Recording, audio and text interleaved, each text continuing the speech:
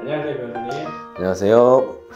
오늘은 그 상간남, 상간녀 소송을 당해서 소장을 받았을 때 이후에 대응과 절차에 대해서 좀 안내해 주시겠어요? 질문이 좀 포괄적이긴 한데 제가 예시를 들어서 설명을 좀 해볼게요. 제가 만약에 이제 상간남이라고 쳐요. 소장을 받았어요. 그러면 그 소장 내용에는 이제 그 소장을 보낸 사람을 A라고 할게요.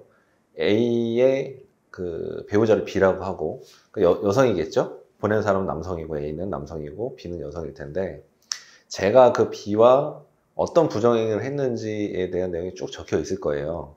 근데 이제 소장 내용에 증거는 없고 내용만 적혀 있는 경우가 있을 수 있고, 증거까지 명백하게 다 있는 경우가 있을 수 있어요. 그러니까 증거, 그 다음에 세 번째는 증거는 있는데 이게 부정행위인지, 일반인의 상식에서 부정행위인지 아닌지 애매한 경우가 있을 수 있어요. 세 가지 정도로 압축이 될 텐데, 첫 번째, 어떤 부정행위, 모텔을 가고 뭘 하고 했다는 내용은 있는데 증거는 없다.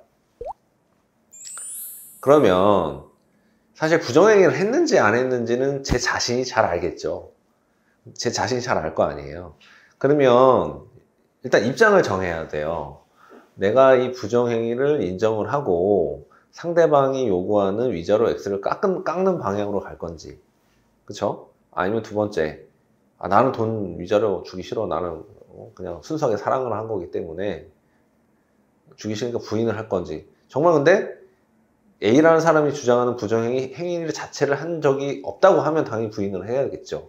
없다고 하면 없다고 하면 되는 거고, 만약에 조금이라도 있는데 사실관계가 좀 다르다라고 하면 부인할 건 부인하는데 부정행위를 한 건 맞다.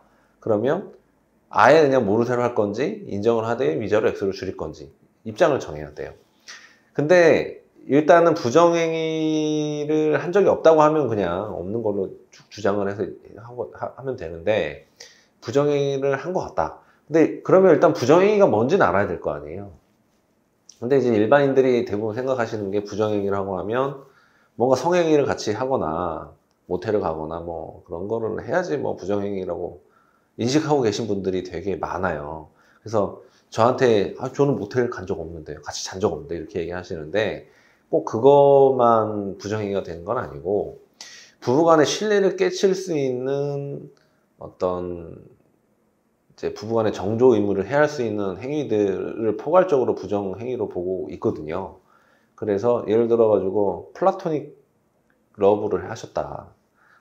육체적인 관계는 맺지 않았지만 제가 만약에 B라는 여성과 이성으로서의 호감을 가지고 순수하게 정신적인 사랑을 했다라고 하더라도 부정행위가 될 수 있어요. 그렇지 않겠습니까? 그게 말 그대로 단순한 친구라고 하면서 아닐 수 있는데, 이성으로서를 느끼고 일반 상식에 비춰가지고 이성으로서 교제 행위를 했다고 하면 그건 부정행위가 될 수 있거든요.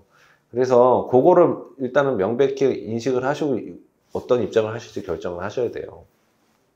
부정행위의 정도라는 게 있어요. 그러니까 말 그랬듯이 이제 단순하게 어떤 이성으로서 교제를 했지만 정신적인 사랑만 했다는 거하고, 정신적인 사랑 더불어 육체적인 사랑까지 장시간 동안 나눴던 거하고 부정행위 정도가 다르잖아요. 그래서 일단 부정행위를 한 건 맞지만 부정행위의 정도가 심하지 않다고 하면 위자료 X를 줄이는 방향으로 가셔야 되는 거고, 부정행위의 정도가 좀 장기간에 걸쳐서 오랫동안 이어졌다고 하면, 그게 증거가 너무 명백하다고 하면 부인하는 것도 그렇잖아요. 상대방에 대한 증거에 엄청 많아요. 모텔 간 자료부터 해가지고 심지어는 성행위 장면도 찍혀 있는 경우가 간혹 있거든요. 그런 게 있다고 그거 빼도 박도 못 하잖아요. 그러면은 인정을 하고 위자료 액수를 줄인 방향으로 가야 되는 거거든요. 그래서 일단은 상대방이 제출한 증거하고 그 다음에 나의 입장을 정리를 해서 어떤 방향으로 하셔야 할지 정해야 돼요.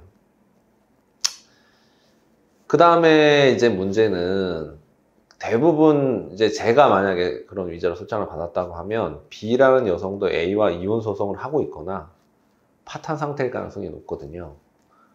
그러면 B의 태도도 봐야 됩니다. 근데 이게 경우에 따라 다른데, A가 B하고 저를 상대로 동시에 소송을 해서, 그러니까 B를 상대로는 이혼 소송, 저를 상대로 위자료 해서 둘이 병합을 해가지고 한 소송을 진행하는 경우가 있거든요. 이런 경우에는 사실 제가 부인을 한다고 하더라도 만약에 B가 다 인정을 하면 사실 의미가 없습니다. 예, 그건 뭐. 근데 이제 B가 부인을 해야지 사실 저도 부인을 할 여지가 있는 거거든요. 또 어떤 경우가 있냐면 A가 B하고 이혼 소송은 하진 않는데 혼인을 유지하고 싶어 하는데 저를 상대로만 소송하는 경우가 있어요.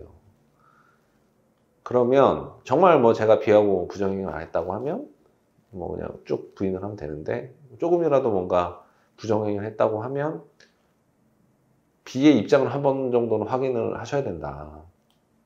B가 이미 다 실토를 했다고 하면 사실 소송에서 큰 의미가 없는 경우도 있을 수 있거든요.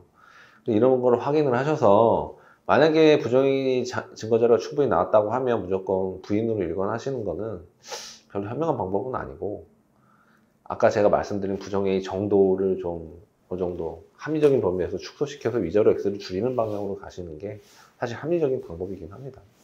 네.